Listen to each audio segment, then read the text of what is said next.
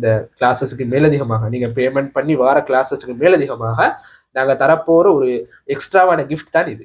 சரியா? 1 to 4 தான் உங்களோட கிளாஸுக்கான நேரம் சொன்னா டீச்சர் வர இப்போ 1 மணிக்கு கிளாஸ் ஸ்டார்ட் ஆகுன்னு நினைச்சேன்னா டீச்சர் வரக்குள்ள ஒரு 1:10 1:15 ஆகும். அதே நேரம் சில டைம் முடியக்குள்ள சில டைமே நேரத்தோட முடிப்பாரு. 4 மணி டிசைனத்துக்கு ஒரு 3:55 3:50 ஆகக்குள்ளே அவர் கிளாஸை முடிச்சிடுவாரு. அந்த டியூரேஷனுக்குள்ள அவரோட சொந்த கதை, அவர் வாங்கின காணி பூமி காரு அதுகளை பத்தி எல்லாம் பேசக்கொள்ளே அதுல ஒரு 1/2 hour வீணாகுது. ஆனா எங்கட சொலிட் வீடியோ கிளாஸ்ல அப்படிப்பட்ட டைம் வேஸ்ட் ஆகிற விஷயங்கள் அப்படின்றது ஒன்று இல்லை. 0% டைம் வேஸ்ட் உடைய ஒரு கிளாஸ் தான் நாங்க செஞ்சிடும். இந்த ஆர்கானிக் கெமிஸ்ட்ரி படிச்சாம எடுக்கலுமான்னு கேட்டா அது சந்தேகம் தான். சரியா? ஆர்கானிக் கெமிஸ்ட்ரி படிச்சேன்னு சொன்னா உங்களுக்கு 100ல இந்த 22.5 மார்க்ஸ் வந்து உங்களுக்கு எடுக்கலாம். அஸ்ஸலாமு அலைக்கும், வணக்கம் அன்பான மாணவர்களே. Welcome to organic revision class. இந்த வீடியோ செய்யறதுக்கான பர்பஸ் என்னன்னு பார்த்தீங்கன்னு சொன்னா, என்னோட ஆர்கானிக் ரிவிஷன் கிளாஸஸ் சம்பந்தமான ஒரு இன்ட்ரோடக்ஷன் அல்லது அறிமுகம் கொண்ட மாணவர்களுக்கு வழங்கணும் அப்படின்ற நோக்கத்துக்காகத்தான் இந்த வீடியோவை நான் செய்யேன். அதே நேரம் என்னோட கிளாஸ்ல ஜாயின் ஆக போற மாணவர்களுக்கு இந்த வீடியோல சின்ன சர்ப்ரைஸ் ஒன்று மீற அந்த சர்ப்ரைஸை நான் வீடியோட கடைசியில செல்வேன். அப்ப தொடர்ந்து இந்த வீடியோவை முழுமையாக பாருங்க. இப்ப என்னென்ன விஷயங்களை நான் இந்த வீடியோல செல்றதுக்கு எத்தனைச்சுன்னு சொன்னா, உங்களுக்கு ஆர்கானிக் கெமிஸ்ட்ரி முக்கியம். ஃபைனல் பேப்பர்ல ஆர்கானிக் கெமிஸ்ட்ரி எவ்வளவு பங்களிப்பை உங்களுக்கு செலுத்த போற, அதாவது உங்களோட 100 மார்க்ஸ்ல ஆர்கானிக் கெமிஸ்ட்ரி எவ்வளவு மார்க்ஸை வந்து உங்களுக்கு தரப்போற அப்படின்ற விஷயங்களை நாங்க முதலாவது பார்ப்போம். அதுக்கு பிறகு வந்து இந்த ஆர்கானிக் ரிவிஷன் கிளாஸை நாங்க உங்களுக்கு எப்படி டிசைன் பண்ணிடுற விஷயத்த நான் ரெண்டாவது உங்களுக்கு எக்ஸ்பிளைன் பண்றேன். மூணாவது வந்து இந்த கிளாஸை நாங்க செய்யற ஃபார்மெட், நாங்க இந்த கிளாஸ் எப்படி செய்ய போறோன்ற விஷயத்த நான் உங்களுக்கு எக்ஸ்பிளைன் பண்றேன். அப்படி தொடர்ச்சியான விஷயங்கள் வந்து உங்களுக்கு இந்த வீடியோல வந்து முழுமையாக வந்து விவரிக்கப்படும். முதலாவது வந்து ஆர்கானிக் கெமிஸ்ட்ரி தேவை. சரியா?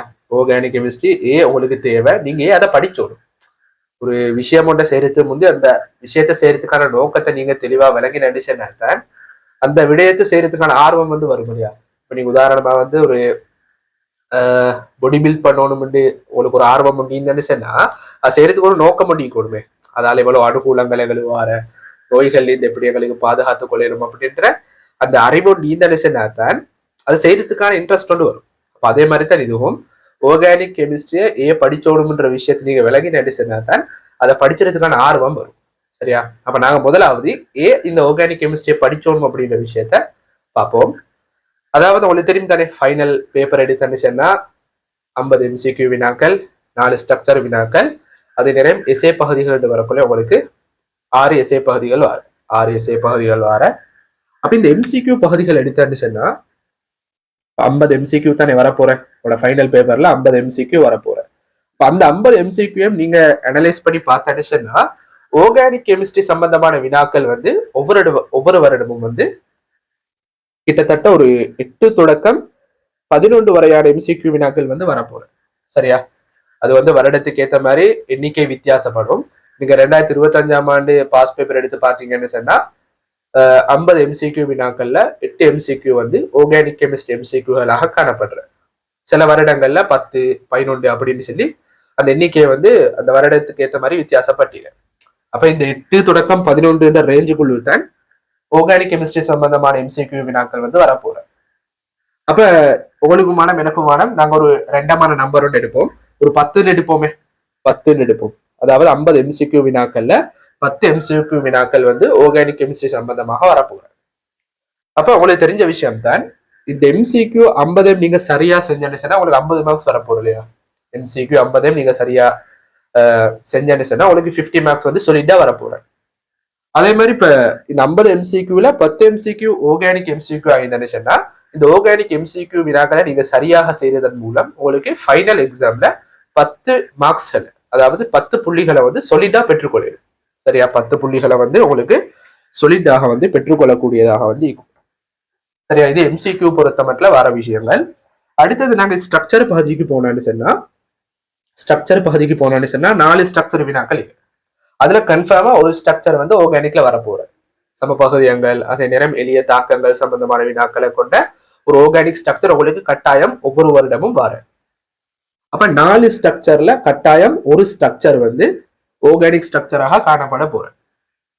அப்ப இவ்விடத்துல வந்து இந்த 10 MCQ நோடாகவும் உங்களுக்கு 10 மார்க்ஸ் சொலிட்டா கிடைச்சும். 10 மார்க்ஸ் உங்களுக்கு சொலிட்டா கிடைச்சும். அதே நேரம் இந்த 4 ஸ்ட்ரக்சர் வினாக்கள்ல ஒரு ஸ்ட்ரக்சர் ஆர்கானிக் ஸ்ட்ரக்சர்ன்றதால நீங்க இந்த ஆர்கானிக் ஸ்ட்ரக்சரை சரியா செஞ்சேன்னு சொன்னா உங்களுக்கு சொலிட்டா 5 மார்க்ஸ் வந்து கிடைச்சும். ஆர்கானிக் ஸ்ட்ரக்சரை நீங்க சரியா செஞ்சேன்னு சொன்னா உங்களுக்கு சொலிட்டா 5 மார்க்ஸ் ஃபைனல்ல வந்து கிடைச்ச போற. அதே நேரம் எஸ்ஏ பகுதிக்கு வந்தேன்னு சொன்னா ஆறு எஸ்ஏ பகுதிகள் காணப்பட்டது. 6 எஸ்ஏல நீங்க 4 தான் செய்ய போற, 2 நீங்க சாய்ஸ்ல விட போற. சரியா, 2 நீங்க சாய்ஸ்ல விடுவீங்க. அப்ப இதுல வந்து நீங்க ஆர்கானிக் கெமிஸ்ட்ரியை தெரிவு செய்யறேன்னு சொன்னா இந்த ஆர்கானிக் எஸ்ஏயை நீங்க செய்யறதன் மூலமாக உங்களுக்கு 7.5 புள்ளிகளை வந்து பெற்றுக்கொள்ளக்கூடியதாக இருக்கும். 7.5 புள்ளிகளை வந்து பெற்றுக்கொள்ளக்கூடியதா இருக்கும். அப்ப இந்த ஆர்கானிக் கெமிஸ்ட்ரின்றது உங்களோட 3 பகுதியிலையும் பாரு, எம்சிக்யூலயும் பாரு, ஸ்ட்ரக்சர்லயும் பாரு, எஸ்ஏலயும் பாரு. சரியா, அப்ப பாருங்க, எம்சிக்யூனூடாக உங்களுக்கு 10 மார்க்ஸை பெற்றுக்கொள்ளணும், ஸ்ட்ரக்சர் பகுதியினூடாக உங்களுக்கு 5 மார்க்ஸை பெற்றுக்கொள்ளணும். அதே நேரம் எஸ்ஏ பகுதியினூடாக உங்களுக்கு 7.5 புள்ளிகளை வந்து பெற்றுக்கொள்ளணும். அப்ப நீங்க இந்த 3 டோட்டல் பண்ணி பாருங்க, எத்தனை வர 3 டோட்டல் பண்ணி நினைச்சா 22.5 மார்க்ஸ் வந்து வரும். அதாவது உங்களோட ஃபைனல் பேப்பர்ல 100 புள்ளிகள்ல 22.5 புள்ளிகளை பெற்று தரக்கூடிய ஒரு பகுதியை தான் நாங்க இந்த ஆர்கானிக் ரிவிஷன் கிளாஸின் ஊடாக வந்து அணுக போறேன். அதுலயும் ஸ்பெஷலா நாங்க இந்த ரிவிஷன் கிளாஸ்ல ஃபோக்கஸ் பண்றது இந்த எம்சிக்யூ பகுதிகளுக்கு. சரியா, இந்த எம்சிக்யூ பகுதிகளுக்கு தான் நாங்க இந்த புதிதாக தயாரிக்கப்பட்ட ஆர்கானிக் ரிவிஷன் கிளாஸ்ல வந்து ஃபோக்கஸ் பண்ண போறேன். அப்ப இவங்களை ஃபோக்கஸ் பண்ண மற்றவர்களுக்கு நீங்க என்ன செய்ய போறான்னு நீங்க எனக்கு ஒரு கேள்வி கேட்டா நாங்க ஆல்ரெடி இந்த 2 பகுதிகளையும் கவர் பண்ணி முடிச்சாச்சு. Exam target structure series, exam target SA series அப்படின்னு சொல்லக்கூடிய 2 பகுதிகள்லயும் நாங்க ப்ரீவியஸா செஞ்ச பேப்பர் கிளாஸ்கள்ல ஆர்கானிக் ஸ்ட்ரக்சர் வினாக்கள் எப்படி செய்யறதுக்கான வழிகாட்டலை நாங்க மாணவர்களுக்கு கொடுத்தோம். அதே மாதிரி ஆர்கானிக் எஸ்ஏ பகுதிகளை செய்யறதுக்கான வழிகாட்டலை நாங்க மாணவர்களுக்கு அந்த எஸ்ஏ சீரீஸினூடாக கொடுத்தீங்க. அப்ப நாங்க இந்த வீடியோல வந்து பார்க்க போறது வந்து இந்த எம்சிக்யூ பகுதிகளை எப்படி செய்ய போறேன். அதாவது இந்த ஆர்கானிக் ரிவிஷன் கிளாஸ் நாங்க எம்சிக்யூ பகுதிகளுக்கு எவ்வளவு முக்கியத்துவம் கொடுத்தீர விஷயங்களை தான் நாங்க பார்க்க போறோம். சரியா, அப்ப ஸ்ட்ரக்சர் எஸ்ஏக்கு நான் இந்த இடத்துல பேச மாட்டேன், எம்சிக்யூ பகுதியில மட்டும் தான் நான் இந்த இடத்துல பேச போறேன். அதாவது இந்த 50 புள்ளிகள்ல 10 புள்ளிகளை உங்களுக்கு எப்படி பெற்றுக்கொள்ளலும்ன்றதுக்கான வழிகாட்டலை வழங்குற ஒரு வகுப்பாகத்தான் இந்த ஆர்கானிக் ரிவிஷன் வகுப்பு வந்து காணப்படும். சரியா, தெளிவா விளைவிக்கோங்க. எங்கட இந்த வகுப்புட நோக்கம், இந்த 2026ஆம் ஆண்டு புதிதாக ஸ்டார்ட் பண்ணப்பட போற இந்த வகுப்புட நோக்கம் என்னன்னு சொன்னா ஆர்கானிக் எம்சிக்யூ பகுதிகளை மாணவர்களுக்கு எப்படி முழுமையாக வந்து வழிகாட்டிலும், அந்த இந்த விஷயங்கள்ல எப்படி மாணவர்களுக்கு முழுமையாக வழிகாட்டிலும் அந்த மாதிரியான விஷயங்களை மட்டும் தான் நாங்க ஃபோக்கஸ் பண்ண போறோம். ஸ்ட்ரக்சர் எஸ்ஏ பகுதிகளை நாங்க ஆல்ரெடி செஞ்சு முடிச்சிட்டோம். அதுக்கு ஜாயினாக விருப்பமான மாணவர்கள் நான் நம்பரை போடுவேன், அந்த நம்பரை கான்டாக்ட் பண்ணி அதுக்குரிய பேக்கேஜஸ் வந்து உங்களுக்கு பெற்றுக்கொள்ளலாம். சரியா, அப்ப நான் ஸ்ட்ரக்சர் எஸ்ஏ பகுதிகளை இந்த இடத்துல உங்களுக்கு அழிச்சு கொள்றேன். அப்ப உங்களுக்கு விளங்கினா தானே ஆர்கானிக் கெமிஸ்ட்ரியை படிச்சோனும், ஆர்கானிக் கெமிஸ்ட்ரி படிச்சதால உங்களுக்கு ஃபைனல் பேப்பர்ல எவ்வளவு மார்க்ஸை பெற்றுக்கொள்ளலும்ன்ற விஷயம் வந்து உங்களுக்கு விளங்கிக்கும். அதாவது கிட்டத்தட்ட உங்களோட ஃபைனல் பேப்பர்ல 5ல் 1 பகுதி மார்க்ஸை பெற்று தரக்கூடிய ஒரு பகுதி தான் ஆர்கானிக் கெமிஸ்ட்ரி. சரியா, இந்த ஆர்கானிக் கெமிஸ்ட்ரி படிச்சாம ஏ எடுக்கலுமான்னு கேட்டா அது சந்தேகம் தான். சரியா, ஆர்கானிக் கெமிஸ்ட்ரி படிச்சலன்னு சொன்னா உங்களுக்கு 100ல இந்த 22.5 மார்க்ஸை வந்து உங்களுக்கு எடுக்கலாம்.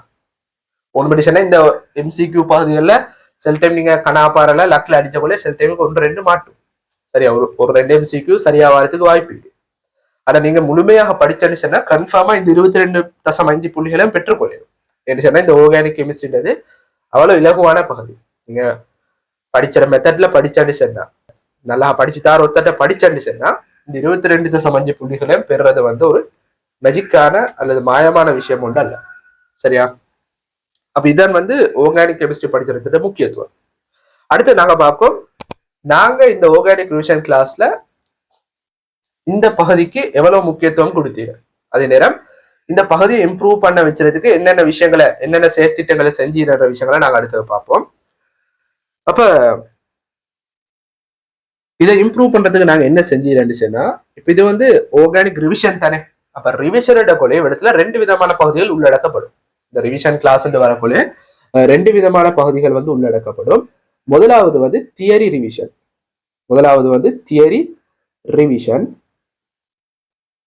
முதலாவது தியரி ரிவிஷன், ரெண்டாவது வந்து கொஸ்டின் பேஸ் ரிவிஷன், அதாவது வினாக்களினூடாக ரிவைஸ் பண்றது.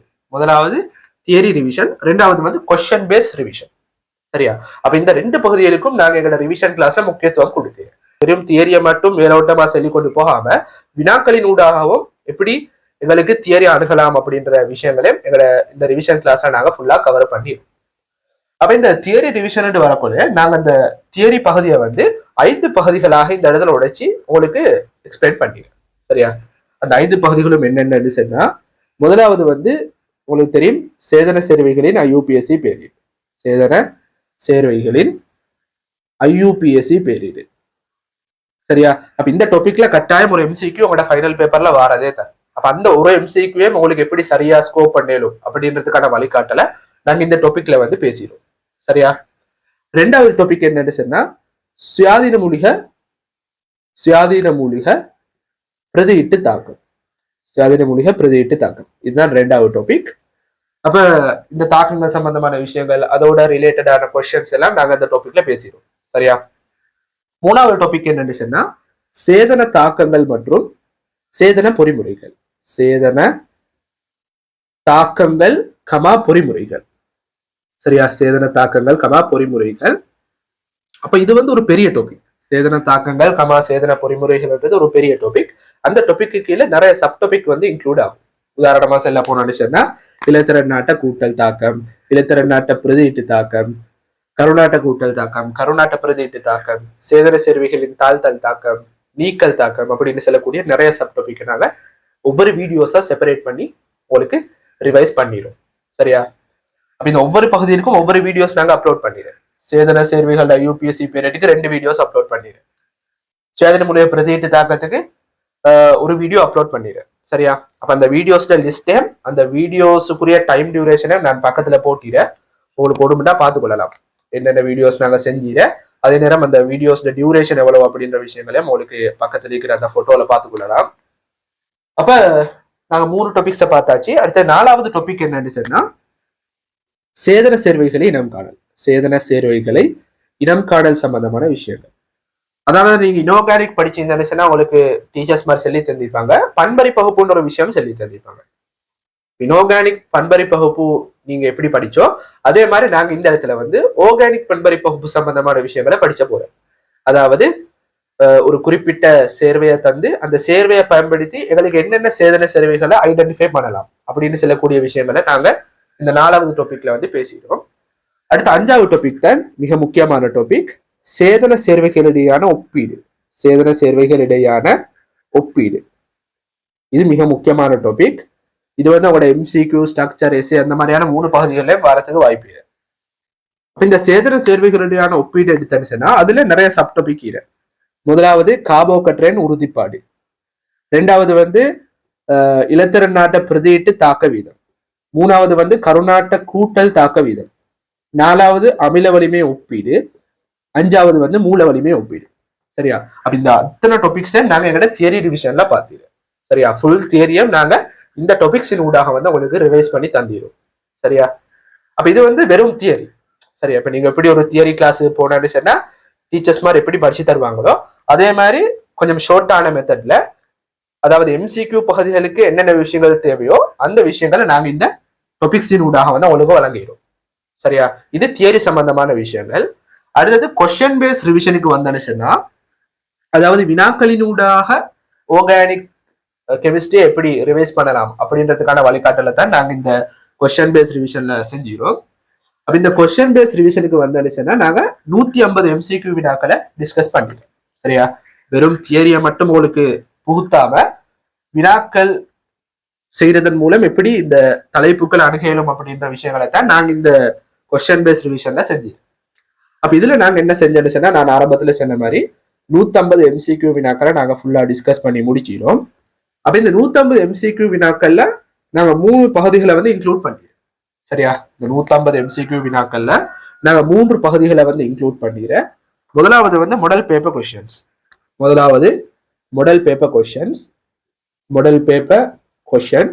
இந்த மாடல் பேப்பர் கொஸ்டின்ஸ் வரக்குள்ளே இந்த சிங்கள மீடியம் ஸ்கூல்ஸ்ல இருந்து எடுக்கப்பட்ட வினாக்கள், அதே மாதிரி ஒரு FWC பேப்பர்ல இருக்கிற வினாக்கள் அப்படின்னு சொல்லி நிறைய மாடல் பேப்பர்ஸ்ல இருக்கிற கொஸ்டின்ஸை தொகுத்து தான் நாங்க இந்த இடத்துல போட்டிரும். அடுத்த 2வது பகுதி என்னன்னு சொன்னா 2025ஆம் ஆண்டு தொடக்கம் 2020ஆம் ஆண்டு வரை பாஸ் பேப்பர்ல வந்த ஆர்கானிக் கெமிஸ்ட்ரி சம்பந்தமான வினாக்கள் அதையும் நாங்க இந்த இடத்துல இன்க்ளூட் பண்ணிடுறேன்.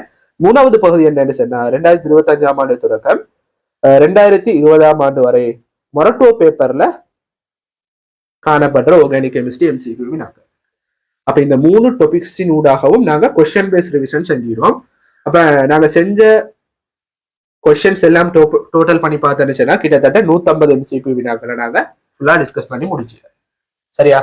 அப்ப நாங்க இந்த ஆர்கானிக் ரிவிஷன் கிளாஸ் எப்படி செய்ய போறேன் அப்படின்ற விஷயங்கள் உங்களுக்கு தெளிவா விளங்கிக்கும். நான் திரும்ப உங்களுக்கு செல்றேன். இந்த இடத்துல நாங்க மெயினா ஃபோக்கஸ் பண்றது எம்சிக்யூ பகுதிகளை தான். அப்ப எம்சிக்யூ பகுதிகளை செய்யறதுக்கான வழிகாட்டல நாங்க 2 மெத்தட்ல உங்களுக்கு தந்திரோம். முதலாவது தியரி ரிவிஷனின் ஊடாக, 2வது கொஸ்டின் பேஸ் ரிவிஷனின் ஊடாக. தியரி ரிவிஷன் வந்துச்சுன்னா அதுல மெயினான 5 டாபிக்ஸ் காணப்படுற. முதலாவது ஐயூபிஎஸ்சி பீரியடு, சுயாதீன மூலக பிரதியீட்டு தாக்கம், சேதன தாக்கங்கள், சேதன பொறிமுறைகள், அதுல நிறைய உபத்தலைப்புகள் வரும். அடுத்த சேதன சேர்வைகளிடையான ஒப்பீடு, அடுத்த சேதன சேர்வைகள் இனங்காணல், 5வது சேதன சேர்வைகளிடையான ஒப்பீடு. இந்த ஒப்பீட்டுல 5 டாபிக்ஸை நாங்க பார்த்தோம். அடுத்த கொஸ்டின் பேஸ் ரிவிஷன் வரப்போல நாங்க 150 எம்சிக்யூ வினாக்களை செஞ்சிடும். அதுல model paper questions, past paper questions, அதே நேரம் மொரட்டோ பேப்பர் கொஸ்டின்ஸ் எல்லாம் நாங்க இன்க்ளூட் பண்ணித்தான் அந்த கொஸ்டின் பேஸ் ரிவிஷனை செஞ்சிடும். அப்ப மிகவும் இன்டராக்டிவான ஒரு மெத்தட்ல தான் இந்த வகுப்புகள் உங்களுக்கு நாங்க செய்ய போறேன். அதாவது இந்த வகுப்புகளை நாங்க செஞ்சிடும். அப்ப உங்களுக்கு 2 விஷயங்களை பத்தி நாங்க இப்ப சொல்லி தந்தாச்சு இல்லையா? அதாவது ஆர்கானிக் கெமிஸ்ட்ரி நீங்க படிச்சோணும்ன்ற விஷயத்த நான் உங்களுக்கு சொல்லி தந்தாச்சு. அதே நேரம் இந்த ஆர்கானிக் கெமிஸ்ட்ரி, இந்த ஆர்கானிக் ரிவிஷன் கிளாஸ் நாங்க எப்படி செய்ய போறோம் அப்படின்ற விஷயத்தை நான் உங்களுக்கு முழுமையாக எக்ஸ்பிளைன் பண்ணியாச்சு.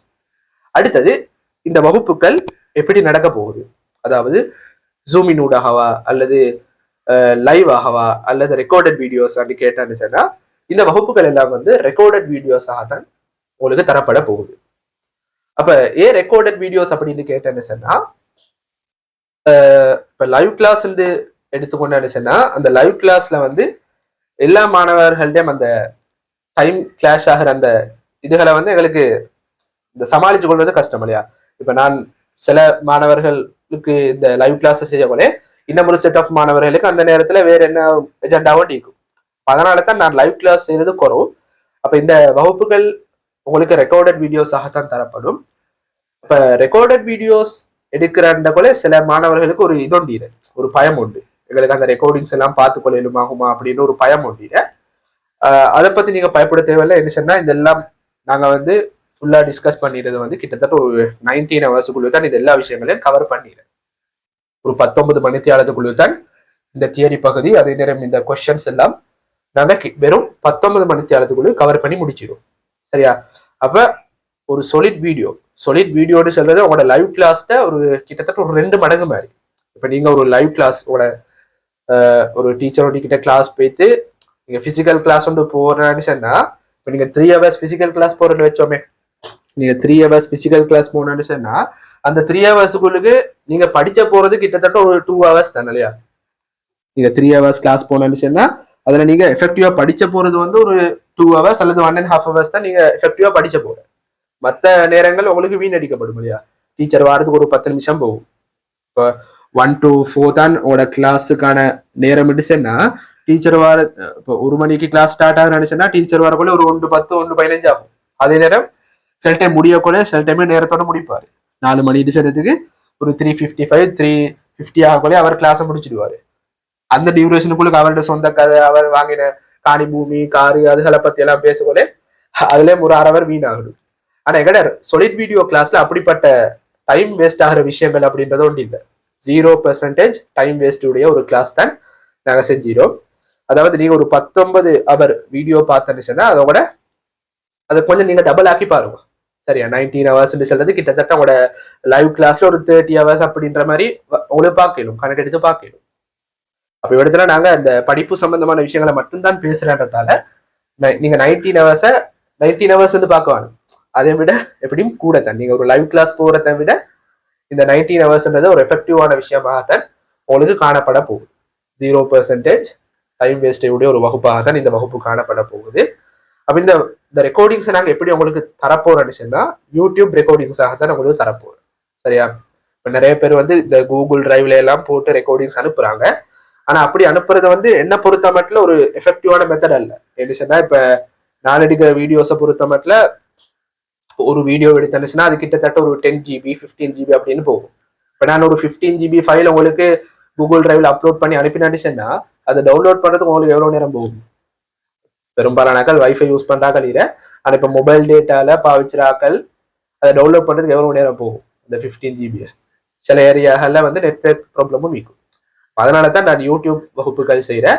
அவங்களுக்கு ஒரு சாதாரணமான யூடியூப் பேக்கேஜ் இந்த டிசைனாவே இந்த வகுப்புகளை வந்து உங்களுக்கு இலகுவாக பார்த்து கொள்ளலாம். அதே நேரம் இந்த கிளாஸஸுக்கான எக்ஸஸ் வந்து உங்களோட ஃபைனல் எக்ஸாம் வர காட்டியும் தரப்படும். சரியா? இப்ப நீங்க இன்னைக்கு வீடியோஸ் எல்லாம் பர்ச்சேஸ் பண்றதுன்னா அந்த வீடியோஸ் எக்ஸ்பயர்ட் ஆகிறது வந்து 1 மாசத்துலயோ 2 மாசத்துலயோ அல்ல.